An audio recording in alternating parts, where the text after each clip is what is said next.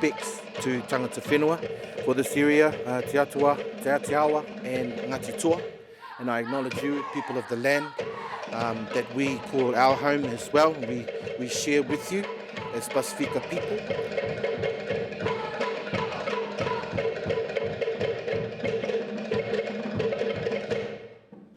This is the beginning. Might not be the flashiest beginning, but it's the start.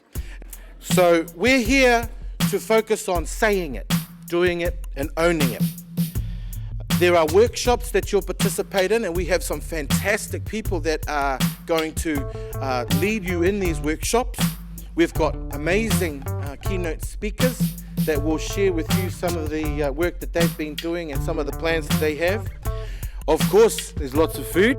Taropa.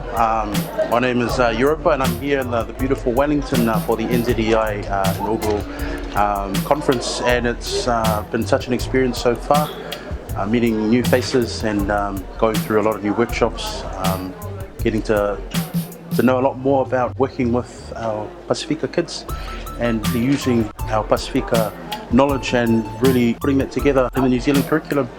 And it's really great to see so many different people, very diverse. I think I'm very proud to be a Kiwi, and I think we all have an obligation to work together, whether we're at the top or the bottom. As professionals, we keep on learning from each other and from those who offer expertise. We inquire into our practice, we recognise challenges, we reflect on the evidence and adapt so that we respond in ways that engage, nurture and inspire all children to experience educational success. We take collective responsibility, and in doing so, we say it, we do it and we own it. The three big messages that come through the Fono program. I guess what inspired me to be at this place in time, this Fono, is my own journey as a Pasifika Samoan woman. I liken it to the journey of a waka. We're all on the same waka, whether the waters are smooth or rough. We're all working towards the same goal, vision for our children, our people, working as one. What inspired me to come along is the fact that I'm all about collecting Pasifika voice and hearing the voice, and part of the kaupapa for this conference is all about doing it. So by being here, I'm prepared to do it.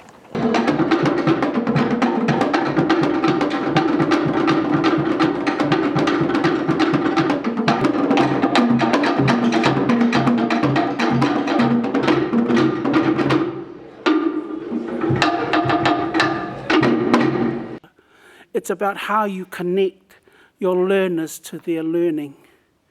It's about how you decide to take a gamble and not be comfortable with what you are, what you know, and who you are.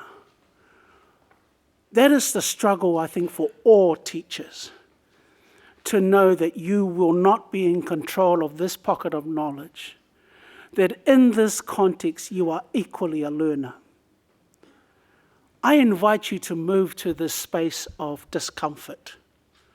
I invite you to consider that for the rest of 2016, you and your colleagues will share how it felt to be in this space where you didn't know and have control over everything.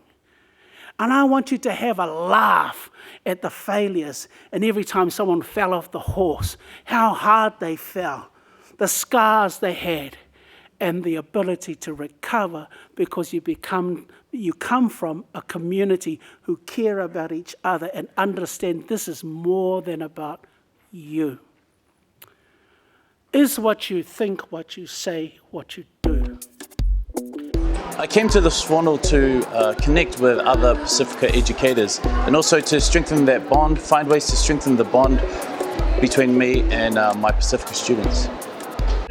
My name is Ruth. I'm a beginning primary teacher and was actually born and raised back in the islands. and I was actually inspired to come to these Fono because I'm actually facing students, more likely Pasifika ones, with our second, third generation here. So it's very challenging. So I'm inspired to come to actually gather and just inspired by a lot of ideas of lots of people bringing here to actually think about and probably change my practice, or more like to modify it in a way, if you like it. No, well, I was inspired to come today to do some learning about how Pasifika children learn in classrooms. This is only my second year teaching, so far today I've learned heaps from the workshops I've been to. I'd say my RIU colleagues, they pretty much, told me about past experiences coming here. First time coming here is great. No, the food didn't bring me here. It didn't. No, I wasn't forced to come. I came on my own free will. I love to dance. I love to learn new things. I met great new people. And the photographer, handsome young man. So if you think about national standards, who were those standards written for? They were written for first language speakers of English, monolingual students. Many of our Pasifika children are not monolingual children. Even if they are not productive speakers of their own languages, they live in a bilingual or multilingual world where they are hearing multiple language and multiple literacy and language resources being used. The presenters that are here and their focus is around Pasifika students is calls to me and pulls my heartstrings, because I want to make sure that our Pasifika students get 100% and more towards what their future is going to be like. Passionate about my grandchildren and what type of future they have, and that when I'm not here, in some way I've inputted into their lives for the future. So the speakers, also the connections that are happening here, it's just wonderful. And to have PD delivered by Pasifika, well-known people in their field, is just a bonus.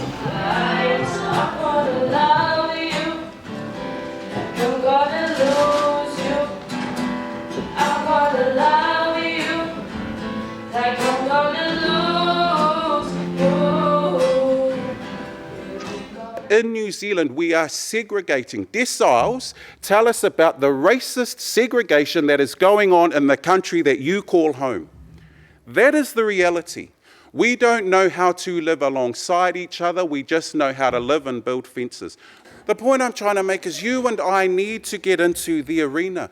We need to fight. This is our problem. We need to own this issue. And you might think, oh, but you've said so many anti-Palangi. No, I haven't said anti-Palangi things today. What I've said is the data. Just how thankful we are, how much we really appreciate the work that you do with our children. As a father, I stand before you guys and just want to say thank you very much. I know it's not easy, and trust me, I know you guys get paid crap for the awesome work that you do. Not only to teach, but to be social workers, to be nurses, doctors, to be a mom sometimes, to be a dad. It's good to see some guys in here, because I know there's not many males around, in our schools. And you only have to look at a lot of our boys and what they're getting up to now and how lost they are to realise that, we need more men, in our schools. I would love to be a teacher, but you don't get paid enough. But honestly, just from the bottom of my heart, and on behalf of myself and my wife, just want to say thank you for the work that you do. Please don't give up on our kids. Please don't give up on our kids.